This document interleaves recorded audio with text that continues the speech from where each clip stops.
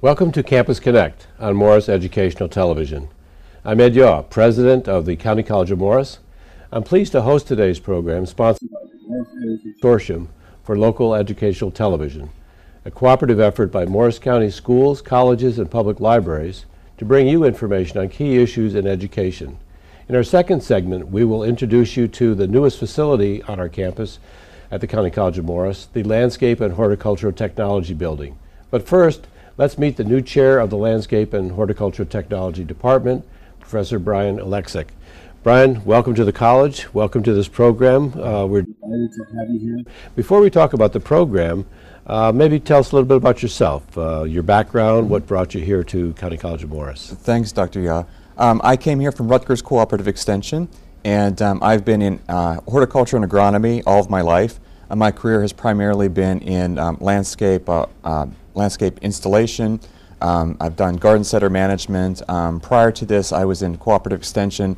I have a lot of interest in working in sustainable practices, species, and also human issues in horticulture.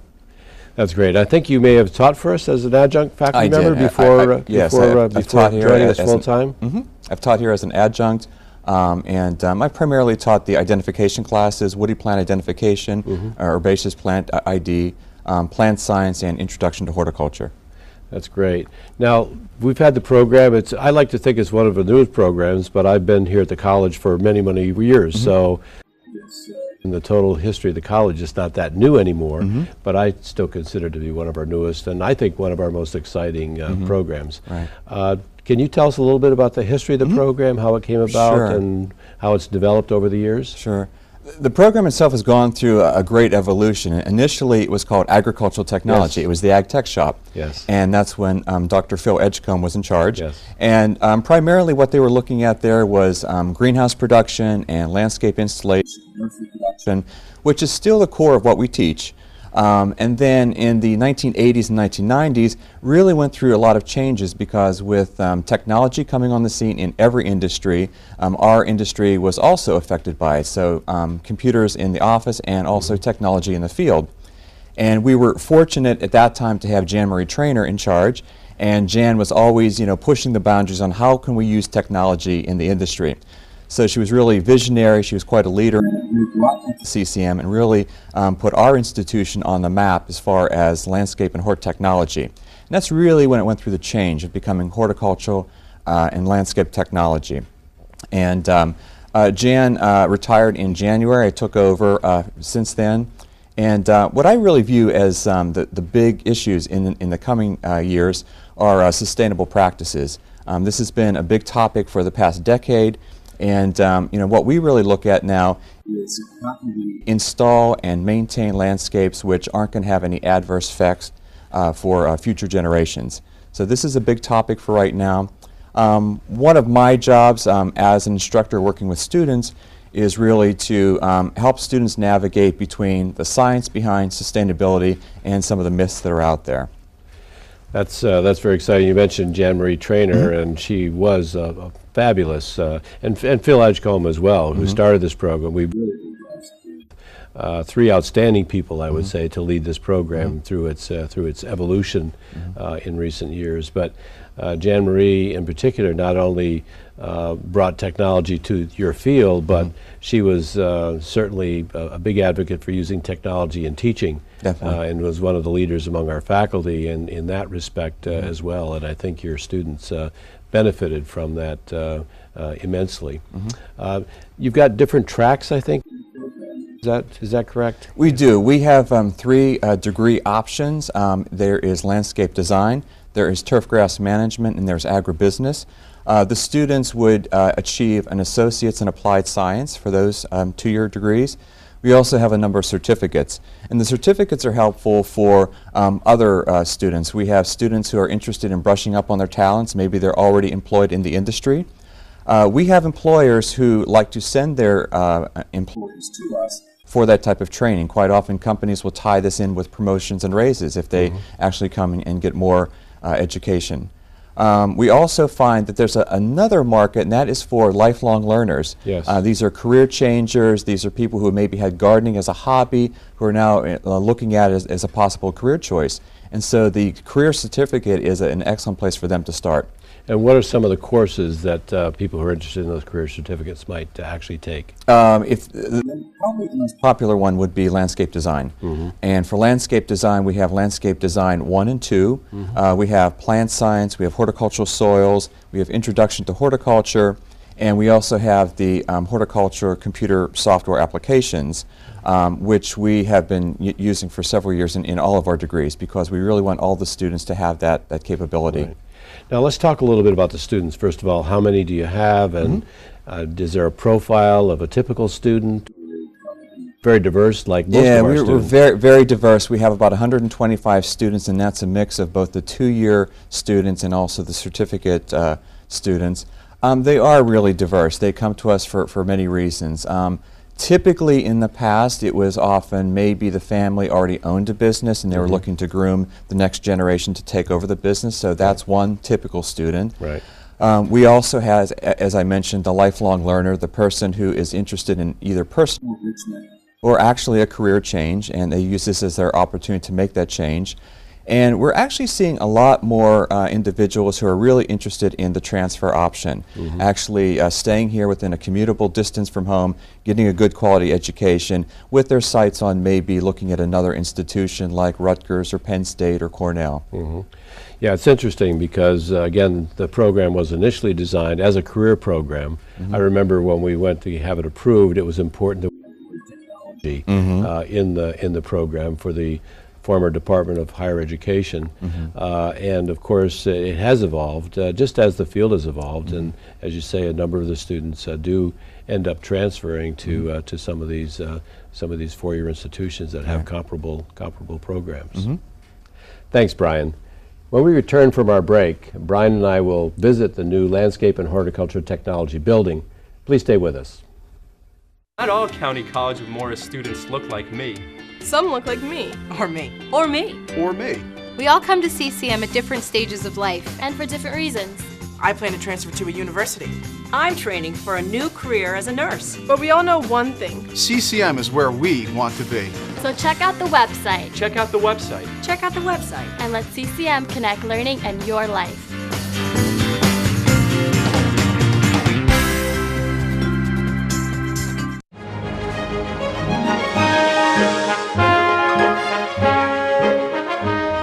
Welcome back to Campus Connect. I'm your host, Ed Yaw, and I'm joined by Brian Oleksak, who is the chair of our Department of Landscape and Horticultural Technology, and we're standing in front of our new Landscape and Horticulture building, LHT as we fondly refer to it. We're very excited about this building and its many features that we'll be talking about through the course of this segment. So first of all, Brian, tell us a little bit about the geothermal system that provides some of the energy for this building. The building is heating and cooled by geothermal. There are wells which are drilled underneath. Basically, they go 500 feet. It makes use of the fact that the temperature of the subsoil stays fairly between 40, 70 degrees, so much different than what is up above. So in the summertime, when it's hot outside, you can actually force the hot air from the building down underground and cool the building, much like a refrigerator. In the wintertime, it's the opposite. It actually brings up that warmed air, compresses it, basically warms up the air inside, and that heats the building. And another feature that we're excited about is the roofing system. There are 2 different types of roofing that we have here. The first is the sloped photovoltaic. Tell us a little bit of how that works and what kind of energy it's expected to produce. Right, we have solar panels on one section of roof, and that's going to basically support 20% of our energy use for this building. The other part of the roof, which is kind of interesting, is the vegetative roof. Yes. It's the flat roof. Vegetative roofs are, usually there's some species of plants which are grown. We have sedums and alliums on our roof. There are a series of flats which are interlocked together like a jigsaw puzzle. Basically, these plants are completely winter hardy. They can withstand drought in the summertime, so if we go through several weeks with no rain, the plants will live. Basically what they do is they act as insulation, so that rather than heating a roof and making that black roof even hotter, and then having to run air conditioner to cool down your building, you're using the plant's natural ability to cool off the roof. Plants have evapotranspiration, which means that they'll take in the heat and then basically dissipate it as they transpire. So using nature's wonders to control our building. Yes, another feature that involves water, of course, is the cistern system that we have. Can you tell us a little bit about that and its function? We have 2 cisterns. They're capable of holding 2,800 gallons of water. We use them for rooftop collection of water. That water is going to be used for the landscape plantings around the building, and also it can be funneled into the greenhouses here. One exciting thing about this is, in some cases, I've seen operations where you actually get a better grade of water coming off the roof. It can be slightly acidic, which is actually better for plants. So we actually look at this as another one of nature's wonders. Those are very exciting features. Let's talk about the building itself, and let's go inside and take a look. Okay, we're inside the building now, and Brian, before we talk about the design studio that we're currently in, tell us about the rest of the building. We've got 4 classrooms here in the building. This is the design studio. Across the hall we have a computer room. In the back we have 2 classrooms which make up our exploratory classroom. Beautiful conference room, office space, and one of the most beautiful places is actually the hallway which runs down, which is all glass and you can look over the pond. That's great. Now tell us about the design studio, the one that we're in. What happens here? This is our design studio. In our curriculum we use both hand graphics, hand drawing, but also computer-aided design. So it's equipped with both. We have both the tables and the computer stations here. As you look around the room, you can see a lot of the students' drawings from this semester. One of the nice features about this room, you have a lot of natural light coming into the room. You have the clear story windows which are filtered. That's part of the daylight harvesting system we have here in the building. So if you look up, you will see periodically sensors. The sensors can actually register the light coming into the building, not just from outside, but the reflective quality of the light coming off the tables. From that, they can adjust the lights down, so you're not using electricity you normally would. So that's all the rooms are outfitted with that, so it's our daylight harvesting system. That's a very exciting feature to this building. Tell us a little bit about the exploratory lab and some of the things that happen in there. The exploratory lab is primarily used for our dirty classrooms, so horticultural soils, plant pest management, plant science. Students in there learn everything about the physiology of plants, about soils, structural properties of soils. So that's what we consider to be our dirt lab per se. Right, that's wonderful. That concludes our tour. Brian, thank you very much for your hospitality and for all the information you provided. Let's move to the ribbon cutting. On October 26th, County College of Morris's Board of Trustees hosted a grand opening and ribbon cutting celebration for the college's new Landscape and Horticultural Technology building. The new 7,200 square foot facility is slated to become CCM's first Leadership in Energy and Environmental Design, or LEED, certified facility. Constructed according to LEED program standards, LEED is an internationally recognized rating system that awards points for environmentally sustainable building practices. The new LHT building meets criteria for Gold Standard, the second highest rating provided by the U.S. Green Building Council. CCM President Dr. Yaw cut the ribbon and addressed a gathered crowd of nearly 100. I did want to first of all thank our trustees and the freeholders for their support on this project. This is a project that was completed with Chapter 12 funding, which involves funding from the state and from the county, and we're very grateful to them for that support. The ribbon cutting was followed by a reception and open house, in which visitors were encouraged to tour the new Landscape and Horticultural Technology building and grounds, which include 2 new greenhouse facilities. Campus Connect will return with more on the Landscape and Horticultural Technology program. How am I supposed to find a job without a babysitter? I just can't afford my prescriptions. My kids and I need a safe place. Could my child be using drugs? They just shut off my gas. Can they do that? Get my baby. I need help. I'm worried about this. Help! Life is full of problems, but finding help shouldn't be one of them. Call 211. It's free, confidential, and you can call anytime, day or night. That 211 lady was so nice. My English is not very good, but with 211, it's not a problem. 211. Get help. get answers. Welcome back to Campus Connect. I'm your host, Ed Yaw, and I hope you enjoyed taking a look at our new Landscape and Horticultural Technology building. Joining Brian and I on the set right now is Susan Ollinger, an alumnus of the County College of Morris and president of the Professional Landscape Designers. Welcome, Susan. Thank you. Delighted to have you come back here. And before we talk a little bit about your experience here and subsequent to being enrolled here, Brian, I wanted to really thank you for that wonderful tour of the facility. It's very exciting. Obviously, we're very excited about it. I also want to talk a little bit. We did see the so-called dirt lab, which I love the term. Tell us a little bit about the turf option in the program. Right. That's our newest degree program, and that is turf and turfgrass management. And that was put in basically in response to what the industry was looking for. And in particular, we are looking to train people to be golf course superintendents, managers at country clubs, what we call fine turf or sports turf. So not just residential turf. These tend to be applications which tend to be high-end, often very good paying jobs, especially when students first graduate. So it's an area which students are quite excited about because the pay scale tends to be a little bit higher. Yeah, I remember when we introduced this a few years ago, and I know we've already had some students who have been successful in getting some positions. I don't know if off the top of your head, do you recall any such success stories? We do. We have a student who actually found a job in North Carolina. He received national recognition for his work. If students have an interest in this and they are willing to maybe travel to other states, there's lots of jobs out there right now. That's great.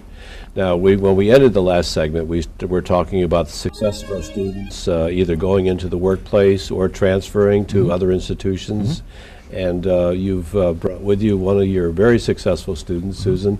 Again, welcome back to the college. Thank you. Tell us a little bit about your experience. First of all, how it come that you came here and your experience here and what's happened since you left.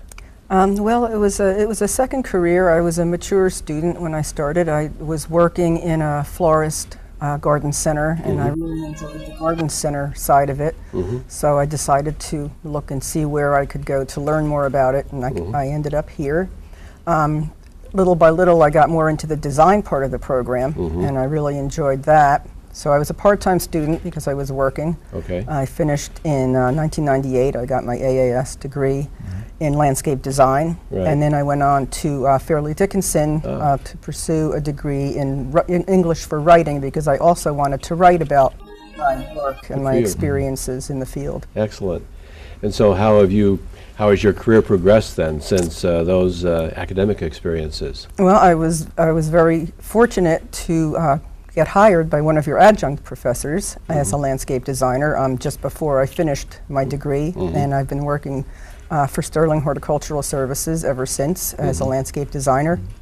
And I do landscape design. I supervise my designs being installed, and I sell work. I also do some administrative work for the company. And have you been able to have a chance yet to incorporate some of the writing? Off and on, a little bit. Not as much as I would like to, but maybe that would be my retirement plan, my retirement supplemental income, hopefully. Okay.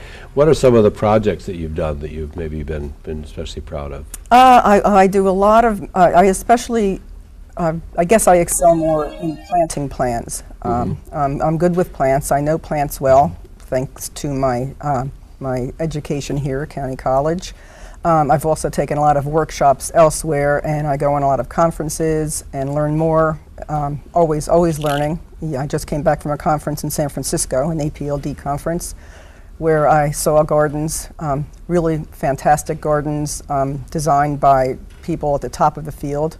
So I'm constantly perfecting my craft. And the projects are mostly local, mostly Morris County, some Somerset County, both hardscape and planting. I can design patios and walkways, garden walls, outdoor kitchens, whatever, and of course plants. Now tell us a little bit about the association that you're the president of. Is there a state chapter, and this is a national chapter that you're president of, is that correct? Yes, the APLD, the Association of Professional Landscape Designers, is an international organization founded in 1989. Its mission is to advance the profession of landscape design and to promote the recognition of landscape designers as qualified and dedicated professionals. There is a New Jersey chapter, which I actually started in 2006, and I was the president of the chapter for 3 years. And then I was invited to serve on the International Board of Directors as chapter liaison, where I worked with all of the chapter presidents and liaisoned them with the board. And then they asked me to be president. So I was president-elect last year. I'm president this year, and next year I'll be immediate past president. Okay, so I misspoke. So it's an international association, not national. Yes, so what are some of the other countries that are involved? We have members, a lot in England, others in Europe. We have a member in China. We have, I think, a couple of members in India, Canada, and we have about 1,400 members total. Right. Well, that's very exciting. Now, Brian, one of the things, again, that I think has continued to make the program very strong is the active involvement of your advisory committee. Maybe you could talk a little bit about that and the kinds of folks that are involved on the advisory committee. Right. We have an active advisory committee. We meet twice a year. The members of our advisory committee are from industry. They are some past alumni. They are current adjuncts, so we try to keep it fresh so that we're getting input from the industry as to what we should be teaching. Are we meeting the basics of what the industry is requiring? We have opportunities to discuss the methods that we have, and actually we credit the advisory group for a lot of the improvements which have been made in the program. We really have valued that information. Yeah. I haven't attended one of those meetings recently, maybe one. But I was always impressed by the engagement of folks on the advisory committee, and I could see where the curriculum really was being molded to meet the needs of the industry. Right. And I think in creating that linkage has been very important, and also providing opportunities, I think, for our students, perhaps for internships and co-ops and that kind of thing in some of the advisory committee members' operations, so that they get that experience. So. They have been very valuable, and we'd be remiss not to give them credit for all that they've done to make this program as successful as it has been. So, Susan, we're very proud of what you've accomplished, and obviously you're going to be doing that going forward for many years to come. And we welcome the opportunity to get to know you a little bit better and cheer you on. And I thank you for giving me my start. Yeah, well, that's one of our slogans was we started right, some of us start more than once, and as you did, and we have a lot of students like yourself who come back to college for second careers, and I've had many people come to me and say, I'm finally doing something I really love, and I get the feeling that that's certainly the case in your case. So congratulations, and thanks for being part of this program. Thank you.